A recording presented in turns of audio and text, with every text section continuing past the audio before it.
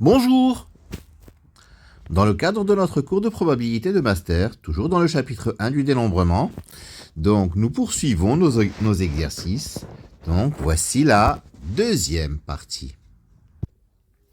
Donc cet exercice, épinglé devant vous, soit A l'ensemble des nombres de 5 chiffres, le premier chiffre étant non nul. Déterminez le nombre d'éléments de A. A est l'ensemble des nombres à 5 chiffres, le premier étant non nul. Donc, le cardinal de A, c'est 9 fois 10 puissance 4. 9 possibilités pour le premier chiffre, puisqu'il n'y a pas de 0, et 10 pour chacun des 4 autres chiffres, donc 10 puissance 4 au total, ce qui fait 90 000 possibilités. Petit b, déterminez ceux qui ont 5 chiffres identiques. Alors, 5 chiffres identiques, donc il y a un numéro qui est donc quintuplé. Puisqu'il est quintuplé, ça ne peut pas être le 0, puisqu'on n'a pas le droit au 0 à la première position. Donc je choisis un numéro parmi 9, et je le prends 5 fois de suite. 1 parmi 9 fois 1 exposant 5, ce qui fait 9. Déterminez ceux qui ont 4 chiffres identiques exactement. Alors là, il y a 2 cas. 2 possibilités. Soit c'est le 0 qui est quadruplé. Donc, puisque le 0 est quadruplé, il est forcément aux 4 positions 2, 3, 4 et 5. Et bien entendu, je dois choisir l'autre chiffre, donc différent du 0, qui sera à la première position, 1 parmi 9. Donc, au total, il y aura 9 possibilités. Ou bien, ce n'est pas le 0 qui est quadruplé. Donc, je choisis 3 positions parmi 4 pour mettre donc les 3 autres chiffres. En fait, il y a un numéro à choisir parmi 9, celui qui sera quadruplé. N'est-ce pas? Et puis, 3 possibilités parmi 4, n'est-ce pas? Pour choisir les 3 places qui vont être occupées par celui qui est quadruplé. Les autres places. Et puis, il y a une place vacante, occupée par un autre numéro, un numéro simple. Et à ce moment-là, on peut adjoindre le 0, et donc, ça nous donne 9 possibilités. C'est-à-dire, les 8 autres que le 0, et autres que le numéro que nous avons quadruplé, plus le 0 que je peux ajouter, puisque lui, il peut prendre la position. Voilà. Petit d. Déterminer ceux qui ont 3 chiffres identiques et 2 autres identiques. Alors déjà, bon, pour le petit c, le total, c'est 9 plus, alors, 1 parmi 9 fois 3 parmi 4 fois 1 parmi 9, ça fait 324, donc au total, 333. Pour le d, là, il y a 3 possibilités. Soit le 0, il est triplé. Si le 0 est triplé, ça veut dire que je choisis un numéro parmi 9, autre que le 0, donc qui sera à une des positions, et à une autre position parmi les 4 restants, donc 1 parmi 4. Et les 3 zéros vont occuper les 3 places restantes. Alors soit le 0, il est doublé. C'est le même raisonnement. Je choisis le numéro qui est triplé, donc à la première position, et puis ensuite 2 places parmi 4 pour l'occuper, et puis à ce moment-là, les 2 zéros prendront les places restantes. Soit le 0 est absent du nombre de 5 chiffres, donc je choisis le numéro qui va être triplé, 1 parmi 9. Je choisis ses positions, 3 parmi 5. Et je choisis un numéro parmi 8 et les positions sont déjà affectés. Le E, ceux qui ont 3 chiffres identiques et 2 autres différents. Alors déjà, le nombre total, nous ne l'avons pas calculé. Ça nous donne 1 parmi 9 fois 1 parmi 4, ça fait 36. 1 parmi 9 fois 2 parmi 4, ça fait 54. Et 1 parmi 9 fois 3 parmi 5 fois 1 parmi 8, ça fait 720. Donc au total, 810. Alors je disais, pour le E, déterminer ceux qui ont 3 chiffres identiques et 2 autres différents. Là encore, il y a 3 possibilités. Le 0 est triplé. Alors, le 0 est triplé, donc je choisis 2 numéros parmi 9. Les autres que le 0. Et bien entendu, je choisis 2 possibilités. Le 2 exprime le fait que l'un ou l'autre peut être en première position. Puis 1 parmi 4 pour choisir la position de l'autre. Et à ce moment-là, les 3 zéros occuperont les places vacantes. Le 0 est simple. Alors si le 0 est simple, je dois choisir 3 places parmi 4 qu'il va occuper ce 0. Puis 1 parmi 9 pour choisir donc le numéro qui est triplé. Puis 1 parmi 4 pour choisir, puis 1 parmi 8 plutôt pour choisir le numéro qui est simple, l'autre numéro qui est simple. Puis 1 parmi 4 pour choisir sa position. Et donc l'autre est forcément placé.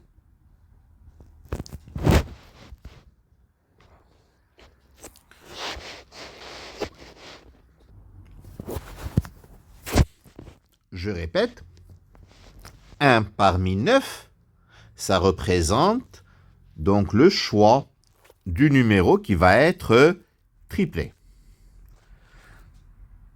Autre que le 0, bien sûr. 3 parmi 4, c'est... En fait, 1 parmi 4, c'est la place du 0. 1 parmi 4, c'est la place du 0 parce qu'il n'a pas le droit d'être en première position.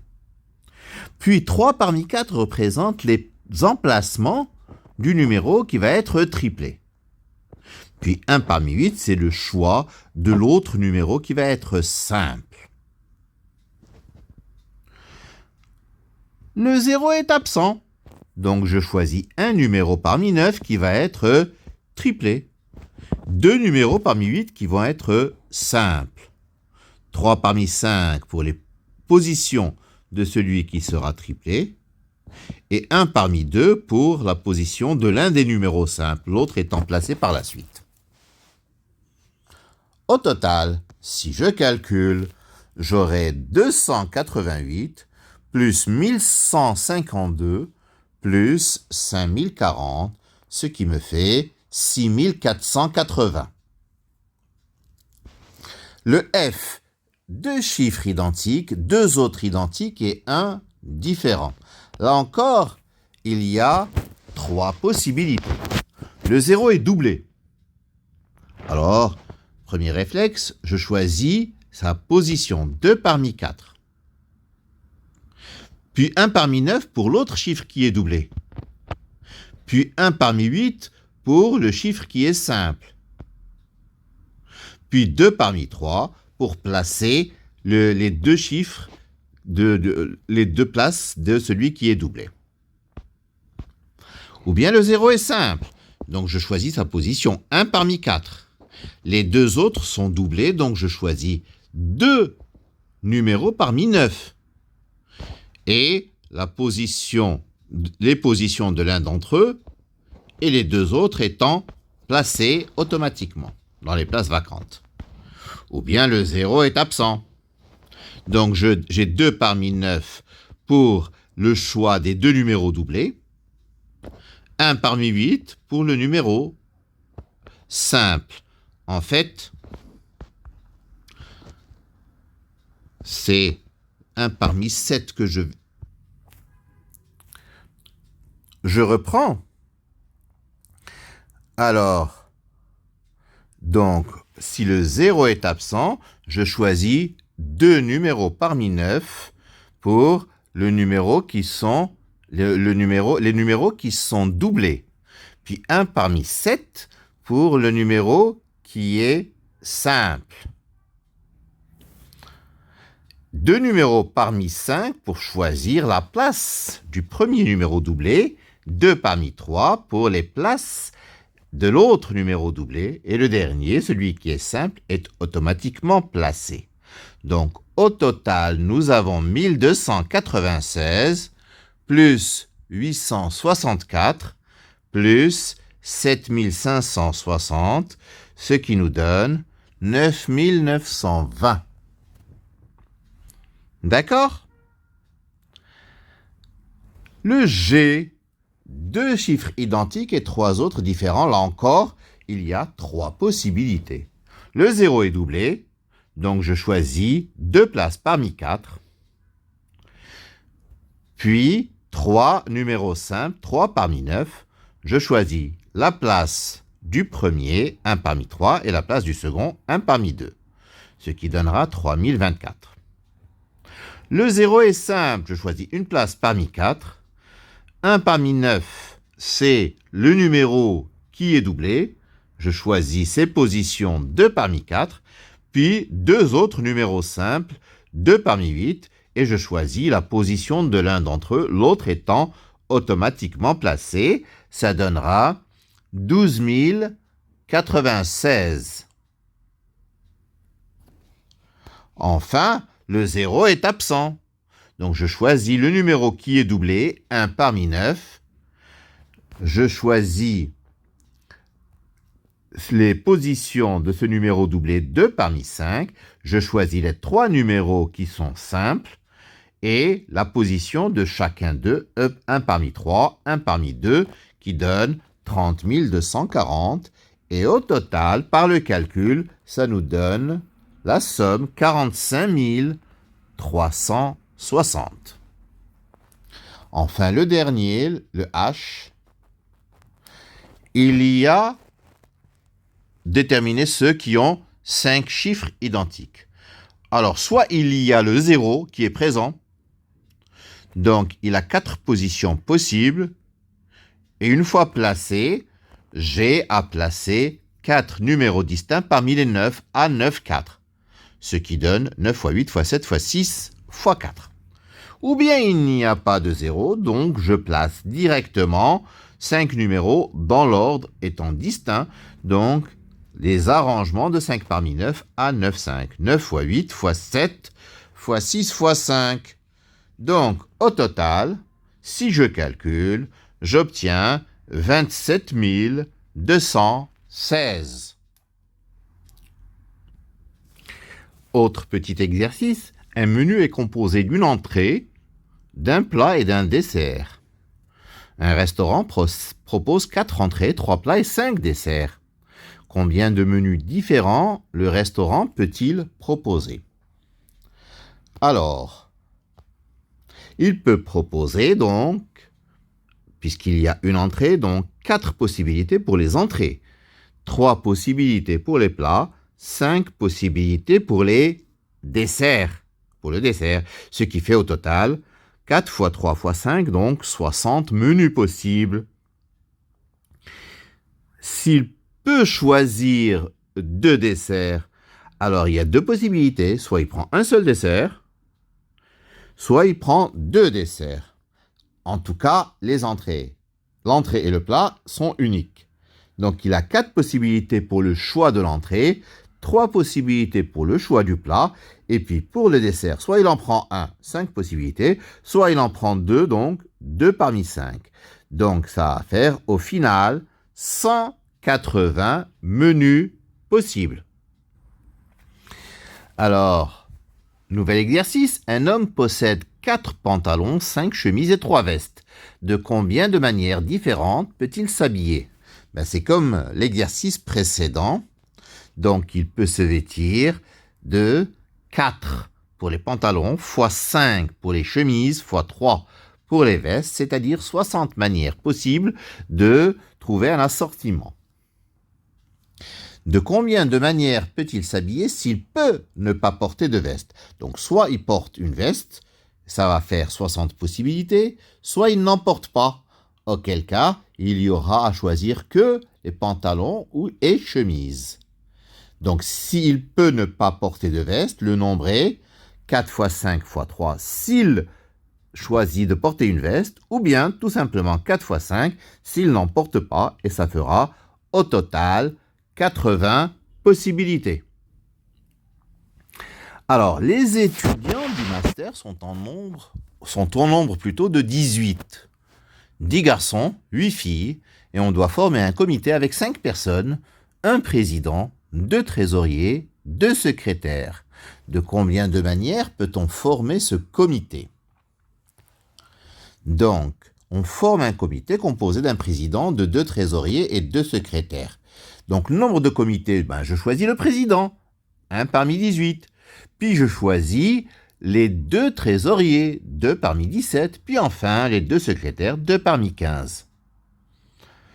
Donc, j'ai pas fait le calcul, mais ça fera 18 fois 17 fois 16 divisé par 2 fois 15 fois 14 divisé par 2.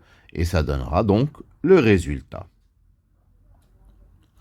De combien de manières peut-on former ce comité si les 2 secrétaires doivent être des filles, la présidente aussi, et qu'au moins un garçon est trésorier? Donc, un seul garçon trésorier, donc je choisis la fille qui sera présidente, les 2 filles qui seront secrétaires, et une fille qui sera trésorière et un garçon qui sera trésorier. Et si c'est 2 garçons qui sont trésoriers, je choisis la fille qui est présidente, les 2 filles qui sont secrétaires et les 2 garçons qui sont trésoriers.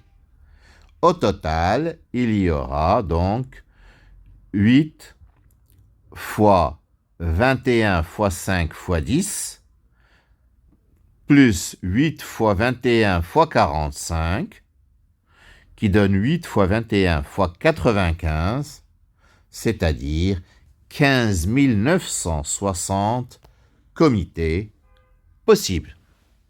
Voilà, c'est terminé pour cette vidéo. Je vous remercie de votre attention et à une prochaine vidéo, Inch'Allah.